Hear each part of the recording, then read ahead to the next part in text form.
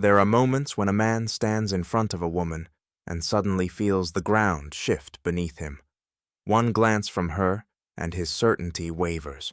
One silence from her, and his comfort is cut open like a blade. And yet, he tells himself it's nothing, just coincidence, a passing mood. But Heraclitus would have laughed at that blindness. He told us that everything is fire, and fire never rests. It burns, it devours, and it transforms. That's what she is. Fire. She is warmth and destruction at the same time.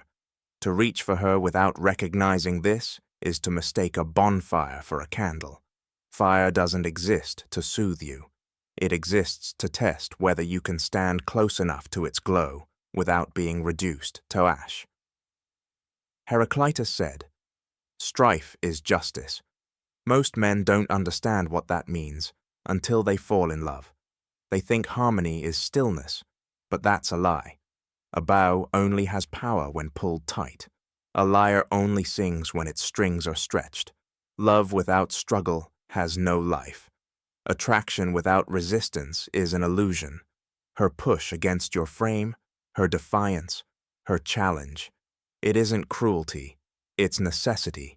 But men today run from tension, as if peace alone were proof of love. They don't see that peace without struggle is nothing but decay. When a man collapses at the first sign of resistance, it doesn't prove that love is fragile.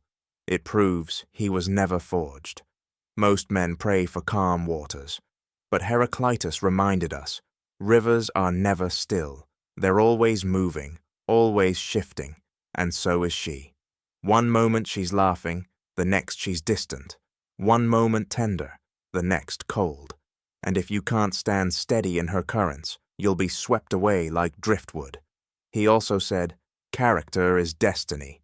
And that truth is sharp, because destiny isn't hers, it's yours. She embodies change, flux. Your task is to embody form. She is the storm, you must be the mountain. If you react to every change in her weather, you confess you have no climate of your own. Heraclitus spoke of the logos, the hidden rhythm beneath all of life. He said most people live asleep, blind to it, and so it is with her. Men think she withdraws for reasons she could explain. They think her moods are random, her doubts irrational. But beneath every gesture lies instinct. She's not consciously plotting tests. Nature itself speaks through her. The fire doesn't decide to burn, it just burns. And if you fail to see that, you'll treat every spark as an accident, every storm as unfair, and never grasp the truth. The flame itself was the test, meant to reveal who you are. The weakness of men today is that they want the fire without the heat. They want devotion without discipline, passion without price.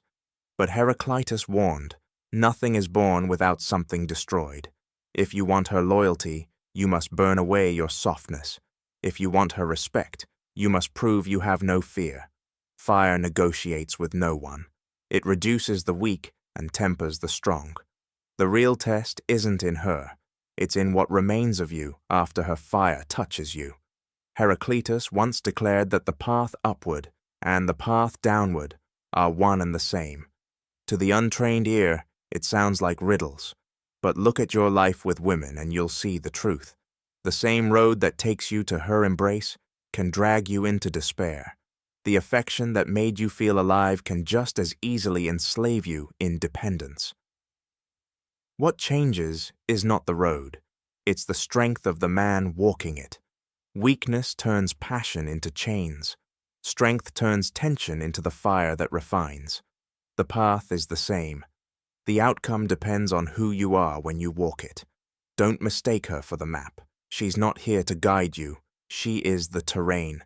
And terrain is merciless to men who wander without direction.